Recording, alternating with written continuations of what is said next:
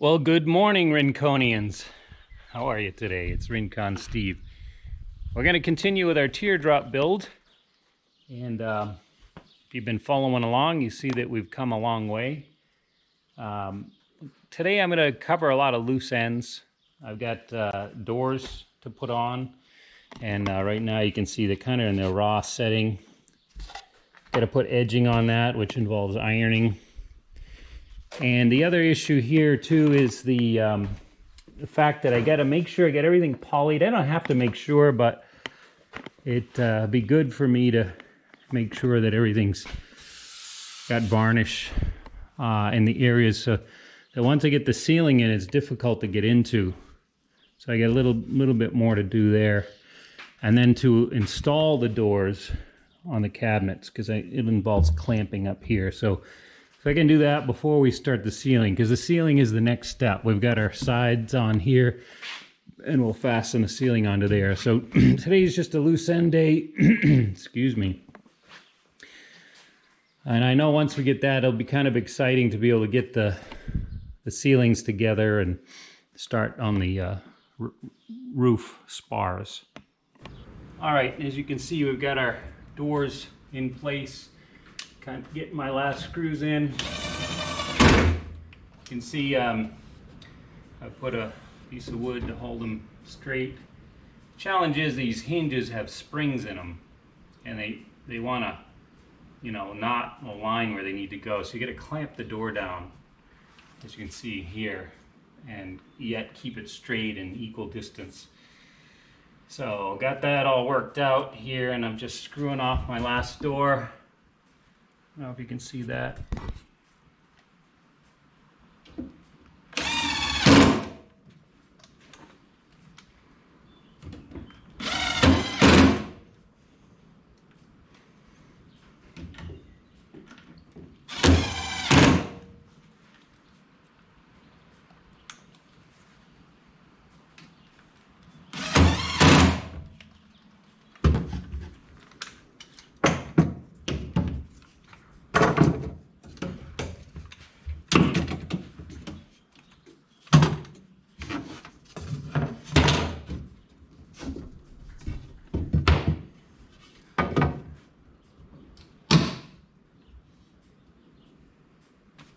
Well, that's the best they're going to stay up, but they do spring closed, which I guess is most important. But that's enough to get in and do what you got to do. Ooh. But you can also see why I needed to put these doors on before I put the ceiling on, because it was very important to be able to clamp these to hold them in place. So now that they're all set, we got them laid out, we take them off. I gotta take them off because I gotta coat these with more varnish, or I don't have varnish at all. And the face also needs more coats. But the holes are in place, so now it'll be easy just to screw the doors right back on once we got everything on, even after the ceiling's on. So that's what we'll do. All right, I got my bending birch, and as you can see, it's bending. It took me a long time to get this. I think it sat in a loading dock and mine it here for 3 weeks. They kept calling and saying they'd deliver it, and then it wouldn't come. And by the time it got here, they looked pretty beat up. Anyway, there's even signs of water on some of the ends. I don't know. But anyway, I'm only able to use it in 55-inch chunks, so I can cut out bad areas, or the stuff that's really bad I'll just use for the roof, which you won't see anyway. But I'm more conscious about the inside look of the plywood, as that's what the ceiling will be. So this piece here, I've just cut one end off where there was a corner that was dug out over there, and cutting it at 55 3/8, and we'll start putting it on the front here. So I'm just going to cut it to length, and 4 feet on the camper breaks just on the cabinet seam, so that'll all work out. So I hope anyway. So I'm just about ready to cut this to length, and I'll bring it back once we start attaching it. Okay, I'm about ready to attach this. I'm a little skeptical. I realize this plywood does not bend very well away from the face, and I think we're going to get little bend marks in it on this sharp turn here. I've added this piece of backer, got the angle and just glued and stapled it on, and that'll just give us something to tack on to right on that edge. As well as I just kind of angled this edge a little bit on the plywood. So this is it. Let's try it.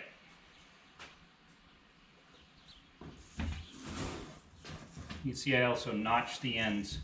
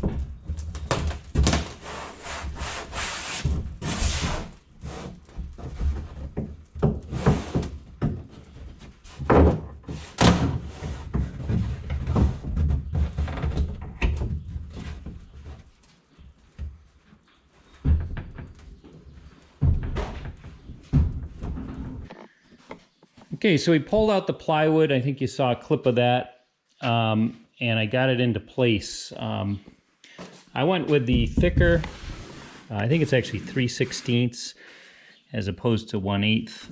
And when you curve it, it cracks along the some of these grain lines, which on the inside, I don't know if you can see this, it kind of gives a funny fold there. But I guess that is the way it is. It'll probably be just about at the mattress line.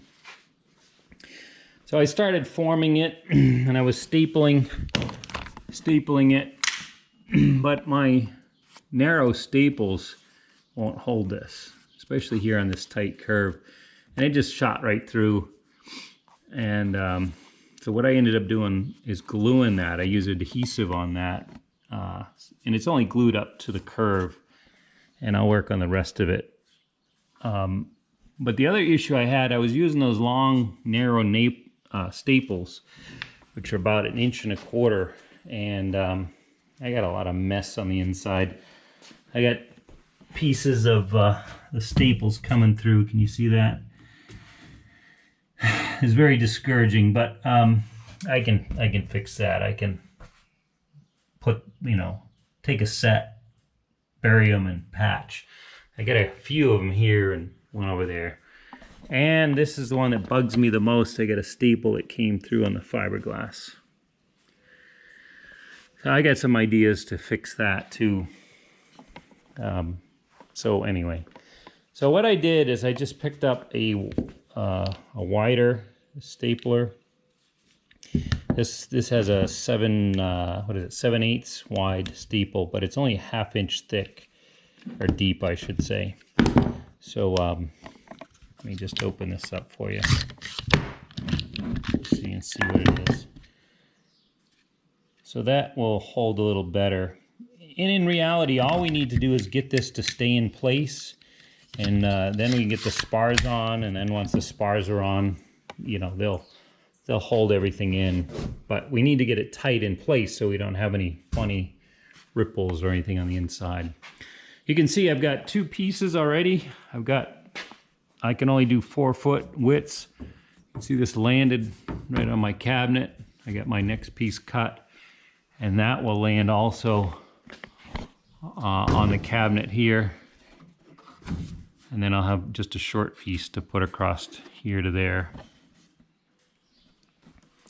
So that's good. The other issue I found with this plywood is I got 6 sheets of it, and it just doesn't look very good. I get some water stains. I think it got impacted on shipping. So we're seeing the 2 pieces that will be seen pretty much. The rest of it won't matter because it goes on the outside and then it gets covered with the Phylon. So we should be fine with that. But it just kind of bugs me that you pay for a product and it comes and it's not right. But things happen. All right, so we're going to get into stapling these things into place, getting our stuff, and then we can start on the spars.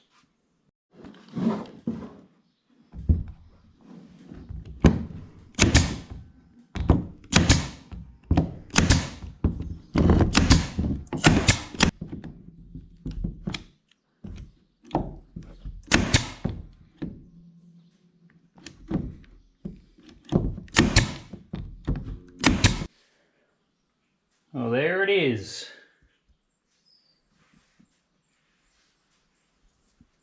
I think I'm pretty happy with how it all fit.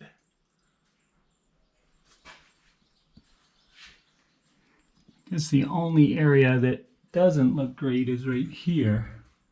I guess I kind of knew that that's the way it was going to be. I don't know if I didn't set it in there tight enough, or if that piece in the back is holding it out. But either way, that's inside there, so it's not a problem.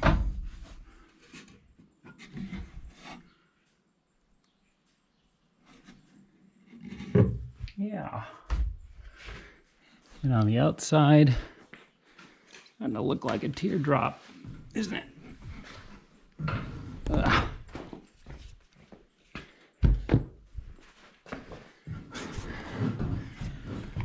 My action cam. Get this stuff off here. So that stapler is just what I needed. Now I was gonna cut a whole nother piece off a new sheet, but I'm just thinking back here, I probably could get away with just splicing a piece. So you figure I gotta go from here to here. It's a short distance. And if I had a seam, I'm thinking of running the seam right there where that receptacle is. That would work. It's in the cabinet, you wouldn't see it really, if I can do it tight. And yeah, so let's see. Otherwise, that's just a scrap piece of plywood. All right, you can see we've got our spars started. And basically all I've done is taken two pieces of 1x2 and glued them together and then cut them to length and got them to fit in between the 1/4-inch plywood in the our siding. And I'm going by our diagram. You can see that it gives me the basic layout of how these are supposed to sit, the measurements, and there's a few little things that I've changed. Mostly the difference here was that I need to put an exhaust fan in this bay. So they had it like for a 16-inch fan. Mine is only 11-inch fan, so I've moved this one over a couple inches, probably from here to here, to accommodate that. Now, one trick that Oregon Batman shows in his video is you save your piece that you cut off your template. Remember we had the template, we cut out a chunk for the spars. So I had those pieces and I laid it in here and I just marked it off for where the spars go. Now this is particle board. I'm not going to actually use this, but I'll use it as a template. That's the size I need, and I'll take this and I'll trace it out onto a piece of 1x3 or whatever. But so I can make two for each side. That gives me my spacing, and then I can just kind of sand them to shape them, because of course they're going to sit a little high because the ceiling thickness is 3/16. All right, so it's coming along good. I'm happy with this. I was happy to remember that I still had these pieces too, which saved a lot of time, because you've got that nice arch already set for you that you can just trace onto another piece. All right, let's just keep going. All right, so we got all our spars made up, cut to length, glued and screwed together. The other thing I've done is I've tapped my holes, And I'm just getting ready to set my first spar. We'll start at the back here. We'll put glue underneath this and we'll screw it, and then I'll clamp it to make sure that we're down tight on here. And then we'll just work our way forward to the front as we have our pieces made up too, and we'll just work our way up. Well, good morning, Rinconians. How are you today? Another fine day, isn't it? Okay, I just wanted to bring you up to speed to where we're at. I spent a lot of the day yesterday putting together our spars as well as the spacers in between. I had finished making some of them and then went on to install them. So I got most of them on top, put on, glued and screwed. You notice here this little square is offset. That's where my vent is going to go. The solar panel I have is about 39 inches, so we'll just offset the solar panel, or the solar panel will be to one side and we'll offset the vent. So I'm going ahead here, getting the front done. Maybe I'll set up the camera and just show you the process.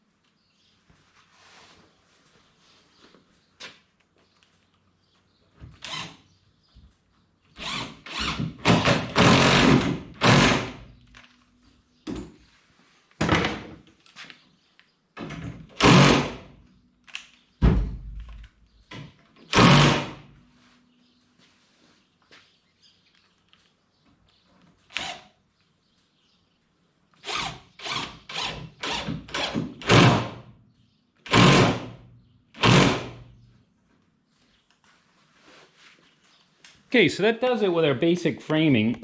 I just get the last pieces on there, and that's it. Everything's been glued and screwed and in place, and I'm generally pretty happy with it. I probably could have shaped a little better if I had a better sander for that. I do have one place here which it's pretty tight. I don't think I can get this over, so I might just put a piece of something here to just make the plywood itself tight against something. Of course, we'll run more adhesive up and down all these just to make sure everything's glued together really good. But just let this set up. We got some regular glue just drying now, but we'll go back with some adhesive on all the seams to tighten that up.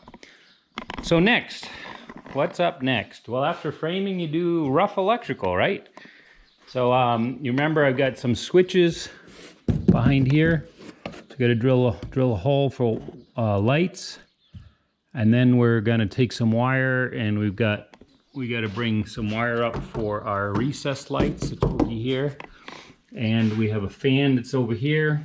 We'll get wiring in for that, and everything will be brought back to here to this control panel that you see here. The control panel that will be there, but that'll be good because I think we can get our wires right up through. We'll drill right down through there. So we'll get everything run. All right. Well, that's it for now on our teardrop build. I do appreciate you all watching, and I look forward to seeing you here again.